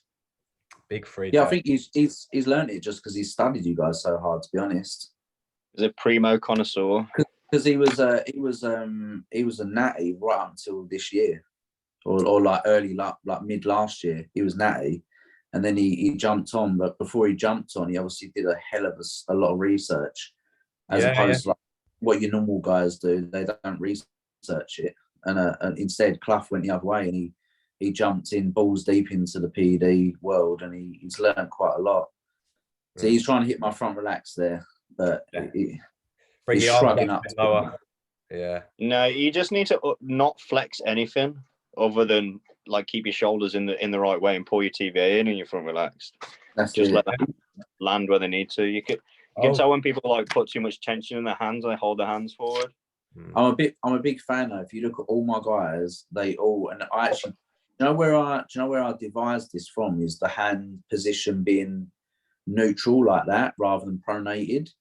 Is because I sort of coined that through John, because John has fucking huge hands, like really big, to the point where John pronates his hands on a front relax, it actually offsets his arms. They're that big, his hands. So the PCA chairman of PCA. Yeah. And then since everyone's doing it on the front relax now, because it just looks better. I always say to people as well, like, especially with the front relax, really try to drive the chest to the ceiling and pushing the glutes back at the same time. Obviously, setting the hips as well, giving for that better X frame as well at the same time. Yeah. I think once you lock them in, you don't need to flex the arms at all, do you? You don't need to squeeze the hand. You don't need to flex the arms because that midsection, once you put the chest to the ceiling and obviously like external rotate through the lower back, you're fixed in position. So you're there. The lats are there. Well, Clough's doing it perfectly there with his biceps sitting on his lats, because that's what I always teach people. Sit the bicep on the lat. The bicep just needs to externally rotate his shoulders a little bit and just let his arms drop. But let's rate his physique. What do we reckon? I think considering he's literally just jumped on, look at the fucking wheels, man, and like all the foundations there. Yeah, he has got a good set of legs on him. He has. They'd look even better if you drop down ever so slightly into them as well without fully extending them out. Slight little drop into the hips, and then you might see a bit of separation. I'd say the arms need to grow just to match the legs though, because the upper extremity is offset from the bottom. Yeah. In terms of a foundation, it's all there. He's got a bit of a thick midsection, which could do with like obviously utilizing the hip twist to hide that in your poses, rather than standing straight on like that. I'd have him with 1 foot forward, with his hips slightly offset, and then twisting round to the front, and then that will actually it will offset that thicker waist. But he's got all the foundation there. He's got a nice set of calves. He's got good wheels. His back looks pretty decent. I'd just bring those arms up a lot more, especially the triceps. Yeah. You can never have big, like you said earlier, like we've always said, you can never have big enough arms. No, just can't. Blow especially your arms up. Do you know what I mean? I always say that the triceps should take up 2/3 of the arm, and the biceps should take up. If you're hitting a front double bicep and your arm and your tricep are 50-50, then your ratios are wrong. It should be that your biceps are 1/3 of the arm and the other 2/3 of the tricep, because the triceps are bigger muscle. There's more muscles in it. So it should take up more for it to be aesthetic and balanced. It should actually be bigger than the bicep. I agree. And guys with bigger triceps, it just always looks better anyway, doesn't it? Just especially on them sides. Kevin Everone, Lee Priest, Flex Lewis. Fucking hell. The best arms ever. Look at all of them. They're all got that ratio of huge, like massive triceps, and then that nice nice ball of a bicep on there. 100%. But yeah, I only had one other one. That was Zach Davis. He's another guy down my gym. Zach Davis coaching. It's DAV. That's in there with the flame emoji. So he's a natty. Great physique, yeah. Yeah, he's natty. This dude come up on my feed the other day, I'm sure. Yeah, he did. That's you taught him to quarter turn? I taught him all his posing for his first competition, and then he's sort of done it all on his own. And he's maintained a good bit of what I taught him, but he's picked up a few dirty habits on the way. That's why you need the refreshers, didn't you? I told him. First routine he nailed, it was awesome, and then he stacked it on his second couple of routines. So again, he's got great wheels, man. Nice clean lines, that is. Yeah, he's got great wheels. Sick. He comes from powerlifting. Yeah. So, but it's kind of, in my opinion, I've told him before, he kind of needs to build the upper body up to match those wheels because it's so offset. Yeah, like that hammy as well from the side, man. Jeez. It's pretty mad for a natty, right? Yeah, mad, yeah. That'd be mad for someone who's enhanced, bro. Jeez. Isn't it? Yeah, he just needs to sack off doing them and literally just spend a year on his upper body, I think.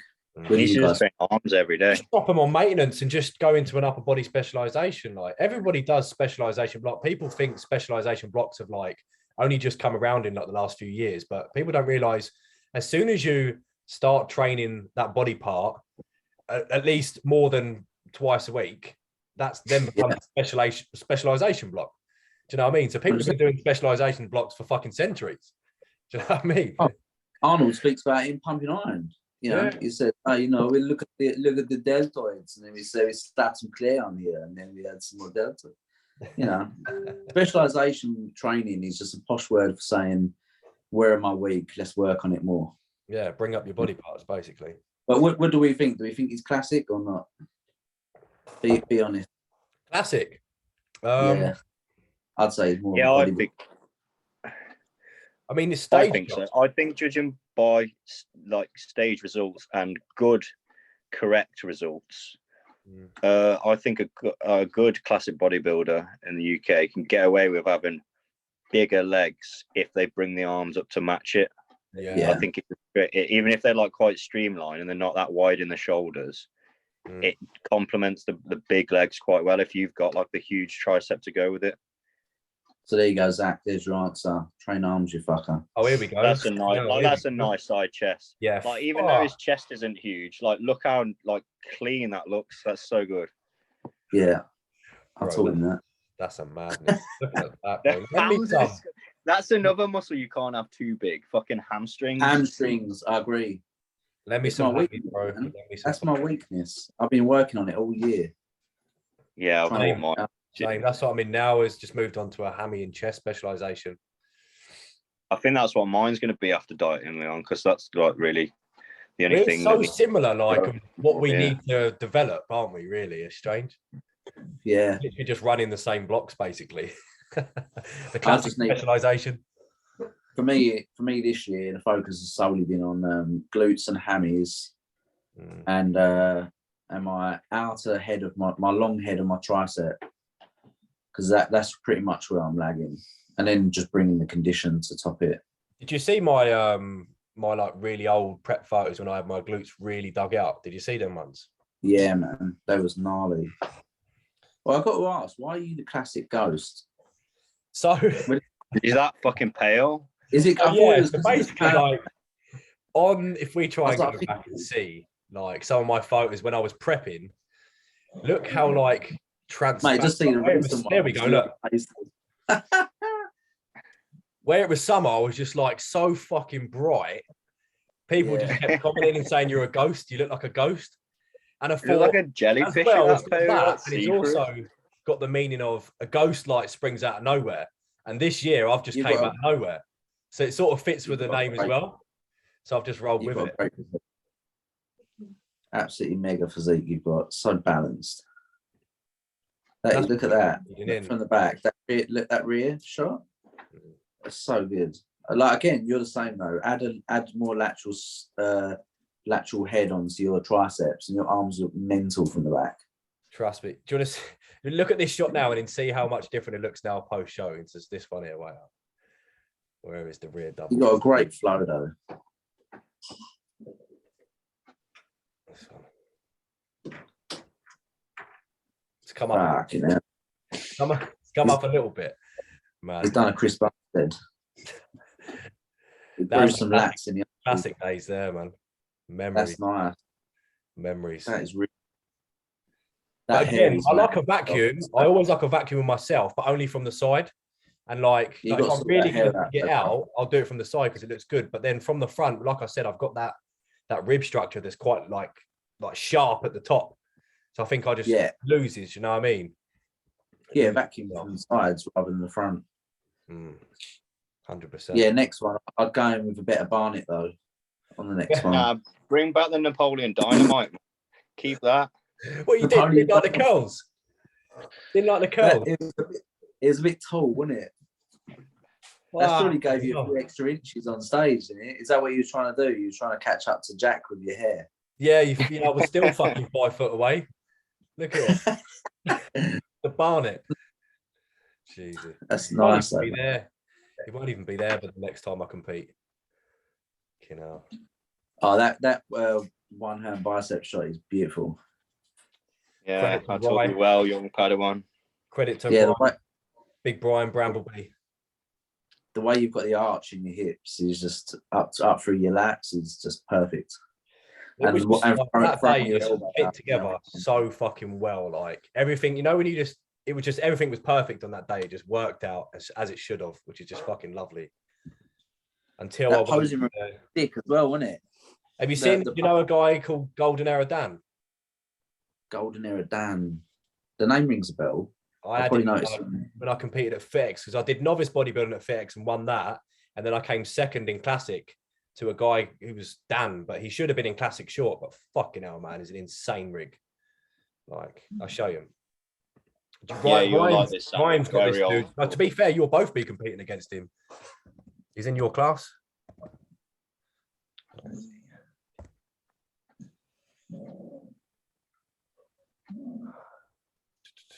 Do you like John's new nickname, the Golden Boy? Yeah, sick. Do you know where it come from? He's famous as well, man. Golden Era Dan. He's got some. Where's the I stage? think we all need to just Right. put Golden Era in our names. Get mad followers. The cunt's waist. Wow. Does he tell you how small his waist is? I'd love to know. It's that 'Cause shot. that is He hit that next to me. He hit that next to me on stage, and instantly I looked like a Nokia next to him. It was a Liberty. Nokia, fuck's sake. fucking hell. Dude, look. That is a small waist. It reminds me a bit of Mike Summerfield, but like smaller. Yeah, like a pocket rocket version, isn't it? He's a pocket rocket Mike Summerfield. Yeah, I mean, it's no disrespect to him because Mike Summerfield's just got muscle stitched on muscle, but Yeah, look. Jeez. wow, man, incredible. That is amazing. I actually bring more condition than him. It was just like I beat him. I personally think some of the side shots and the rear shots I had him, but from the front shots, man, He's got a fucking mental back. It just wasn't. Has he got a back shot on there, mate? His fucking lats are insane. That guy's got to turn pro soon, surely. But he's only just come back. He competed apparently years ago and just won everything, and then he was out for like 2-3 years because he's had a kid, this, that, and the other. And this, and then he came back. I think he's not that young. He's about my age, I think. Yeah. And then he come back. He did a PCA show and he come second to Kieran Colbert. Kieran beat him. Kieran beat him. Kieran beat him. Yeah. That show, he was even softer than he was here, and he wasn't. Yeah, he wasn't in very good. He wasn't even peeled out here. Like, look at his lower, and his back was a little bit watery as well. Was that the PCA show that Kieran beat him at? Yeah, Kieran beat him at the PCA show. I was there. Mm. I was there. Yeah, I don't remember anyone looking like that on stage. He can't have been looking as good when he went up against him. That's crazy. Fucking hell. Jesus. Damn. Awesome shape. I knew straight away, do you know what I mean? I knew as soon as they called him out, I was like, yeah, fair enough. Like, I'm humble in defeat as well, you know. Mate, you come from a fighting background, you're very humble because you lose a lot more fights than you win. 100%. I personally, like, with myself, when I went into my first show, I was just like, I don't care if I come bum last. You never know who you're going to go up against.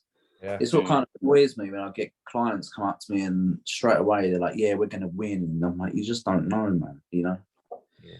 Like, it's a good attitude to have, but don't really cement it in your mind too much because you never know who you're going up against. But I didn't as well. I never did. I'm just going to have a toilet break. Go on. You guys have a little chat. We've been going for hours. I think, I was just looking at the time. It's nearly come up fucking 2 hours. Yeah, I know. We'll have to call it back when he's been in for a piss. Yeah. Oh, that edible kicked in yet, mate? Too right it has. You regretting it? Nah, I'm good, man. I'm feeling good. Sunday things, innit? Chilled. Oh, mate, I fucking don't want to go back to work tomorrow. Nah, where are you working? Miles away. I'm only in Derby, so it's like 45 minutes from me. But then for everyone listening, yeah, it's a fucking day job. I've got to finish a massive job that's impossible and then go over to another one in Warwick, which is about an hour and a half away from it. Like, sound. That ain't going to happen. The joys. Great fun. Until we can quit and bodybuild full time. That's it, mate. That's what you're doing. Live That's the what life. I'm doing, yeah, that's what I do. Just sit on this desk, do check-ins, do some posing behind me in the front room. And that's it. That's all she wrote. Living the life. Trust me. Trust me. I don't think it'll be too long, to be fair, because it's picking up like crazy. And mate, I've got so many lads that have messaged me for posing as well, like this season. Yeah, I've been fit in the weeks. I'm back on a mini cut. John said I took my gaining phase a bit too hard, so water's gone back up to like 4 or 5 liters, and you know what it's like. We were just saying, I can't believe it's fucking been on like nearly 2 hours. Got to call it in a minute. Yeah, come on. This is what happens, right? When you get like-minded people together. I think mine and Matt's first podcast that we done together, we ran for a couple of hours, and he was like, "Fuck." I love Matt, man. I fucking love Matt. Yeah, Matt's cool. His stories, the way he talks to people, he's just a professional. Like, And he's funny as fuck, man. Me and Isla, like the missus, we watch his stories all the time, just creasing. He's fucking hilarious. I said to Matt, I'm going to sort his posing out for his next show. But did you ever hear the story about me and Matt met? No. So it was at the PCA First Timers, where we was. And you know what fucking PCA tanning's like? You have to stand in front of one fan. There's like 6 guys crowding around it. And like, it's this little ass fan that's blowing about 2 miles an hour, doesn't dry you at all. So we're both standing there arse naked, just a sock over our dicks. And I'm like, oh, it's the first time, right? So I prepped all this time and I just didn't really envisage this part of the prep in my brain for the whole lead up. I was like, yeah, I don't know. This is weird. This is a weird scenario. And Matt just goes, all right, mate. And I went, all right. And he went, I know you, don't I? And I went, don't know, dear. He went, you're Loft Houses, mate, ain't you? You do the SJTV YouTube and that. And I was like, oh, yeah. I was thinking, fucking know me from where? Like, right now, all you can see is my ass. Yeah, recognise that behind from anywhere. Yeah. Recognise it from a site or something. But I'm glad you said that, because I say this to him all the time. I'm like, you could be a TV presenter, hands down. Without a doubt. The way he's able to connect with people and convey himself is so, you can't teach that. No. Like, He's got the gift of the gab, hasn't he? I say he's like the Jim Carrey of bodybuilding. Oh, yeah. Perfect description, that is. Right, should we wrap this up here anyway, boys? Yeah. Thanks, dude. Yeah, Been an absolute blast. Thank you. I think we're gonna have to do another one. Yeah, definitely. we get John on the next one. Yeah, get the golden boy on. Golden boy. 100%. Anyway, people, thank you for watching the Flowcast again. I hope you've enjoyed this. I hope you've took away some good posing pointers from this. Obviously, again, as Sammy says, in the bid to make posing great again. Nice one, people. Thank you.